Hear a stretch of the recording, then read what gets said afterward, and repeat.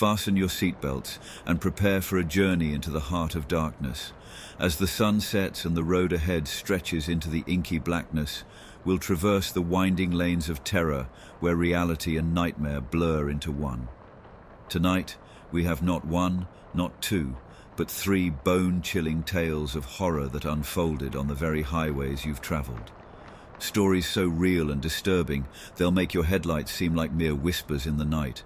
So, turn up the volume, check your rearview mirror, and brace yourself for a ride you won't soon forget. Welcome, fellow travelers, to our trio of true, disturbing highway scary stories. Story 1. Echoes from Beyond. My grandfather, a hardened veteran of the open road, spent his years as a long-haul trucker, navigating treacherous terrains in the dead of night. He was a nocturnal wanderer, preferring the solitude of the bewitching hours to the chaos of daylight traffic. One moon-drenched night, when the calendar marked my grandfather in his prime, he found himself on a serpentine country lane that barely permitted a single vehicle's passage.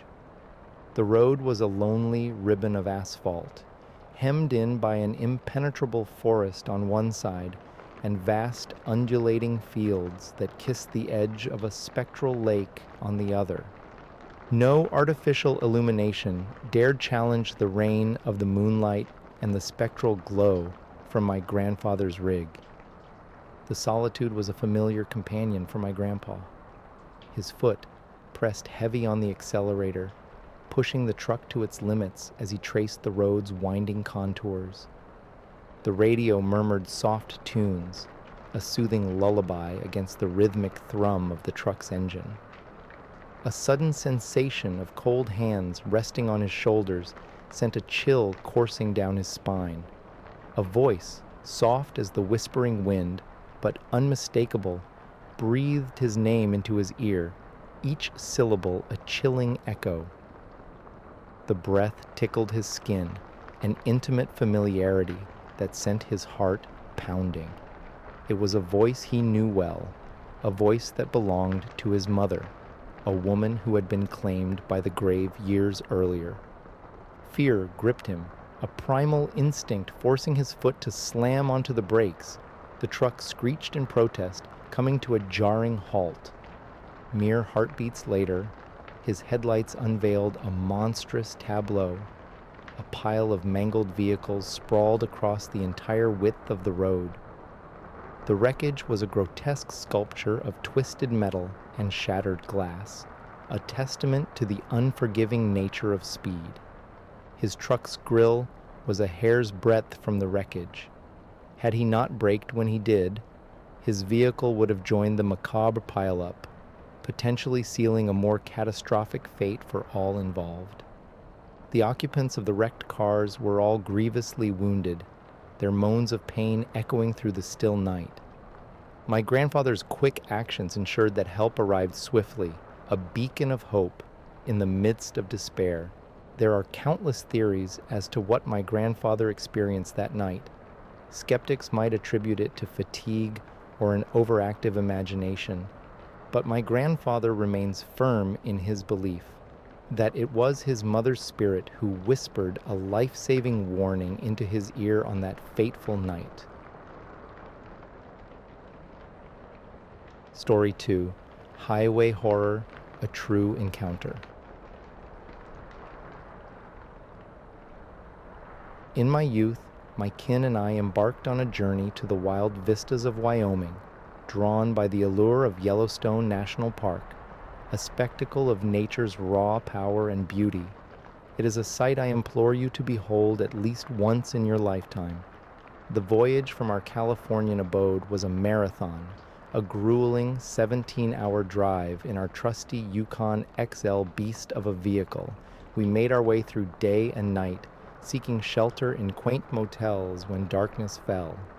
One particular night, due to delays and miscalculations, my father decided to brave the night, driving us through the witching hours in an attempt to make up lost time.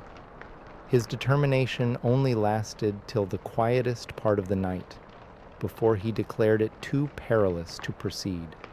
We found ourselves at a dimly lit rest stop, nestled in the bosom of a dense forest in a state that most maps would overlook. As we were lulled into sleep by the hum of the engine hours prior, we all found ourselves cocooned in slumber in this secluded, darkened parking lot, surrounded by the eerie whispers of the wilderness. Roused from an uncomfortable sleep, I found myself disoriented but not frightened. The car was steeped in an abyss-like darkness, with everyone blissfully asleep, leaving me in a bubble of solitude. Efforts to return to my dreams proved futile, leaving me to wallow in a growing boredom. Curiosity piqued, I peered out into the obsidian void, but it swallowed all details. Fortunate for my penchant for over-preparation, I had packed a few flashlights in my bag. With a careful hand not to disturb my family, I retrieved a small yellow plastic flashlight, not the brightest of the bunch, but sufficient to pierce the immediate darkness. Positioning it against the glass, I flicked it on, pressing my face against the cold window to survey our surroundings. At first, all seemed ordinary, a typical forest edge with its assortment of shrubs and trees. But as my gaze wandered deeper into the darkness, a shadowy figure caught my attention. It stood stark between two trees, unmoving, resembling a man. I dismissed it as a trick of light or perhaps an oddly shaped bush, but as I was about to turn off my flashlight, the shadow pivoted abruptly, disappearing behind a tree. A surge of primal fear washed over me. I snapped off the flashlight and buried myself under my makeshift sweater blanket. Eyes shut tight, ears covered, heart pounding in my chest. Held captive by my terror, I clung to my flashlight, huddled in a semi-fetal position for the remainder of the night. It was only when the dawn broke and we were back on the road that I allowed myself some rest. The memory of the shadowy figure remained locked away within me, a secret I never shared with anyone. Story 3: Country Road Apparition. In the aftermath of a grand matrimonial celebration, nestled 3 hours from our urban sanctuary, my partner and I found ourselves on a midnight journey home. Whereas the spirits at the event had been generous to me, my beloved maintained his sobriety, taking on the role of the night's navigator. The labyrinth of country backroads, under the cloak of the moonless night, seemed never-ending. The world outside our car was a living abyss, the darkness swallowing all signs of life. As exhaustion began to set in, I found myself teetering on the edge of consciousness, my body lulled by the rhythmic hum of the engine. Suddenly, a blinding luminescence invaded my half-closed eyes, an unwelcome guest that set my senses ablaze. My boyfriend, who had been a pillar of calm until then, erupted in a terrifying guttural scream. It was a sound so primal, so raw, it seemed to echo from the deepest trenches of his soul. His hands flew across the steering wheel, swerving our vehicle violently to the roadside, narrowly missing a fatal rendezvous with a ditch. Snapped back into reality, I turned towards him, my heart pounding in my chest. "What happened? Are you okay?" I asked, struggling to keep my voice steady. He was as white as a sheet, his eyes wide with terror. He whispered, his voice trembling, "A truck! It was barreling straight towards us. I thought we were goners." I whipped my head around, my gaze darting down the long, desolate stretch of road we had just traversed. Nothing. No houses, no streetlights, no sign of any other vehicle, no glimmer of headlights, not even the distant hum of an engine. The road was as silent as a graveyard, with only the eerie whispers of the wind for company. My partner was visibly shaken, his hands trembling on the wheel. I tried to rationalize the situation, attributing his vision to fatigue-induced hallucinations.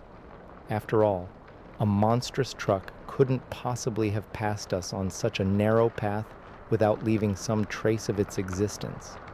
Yet, he remained adamant, swearing by what he had seen.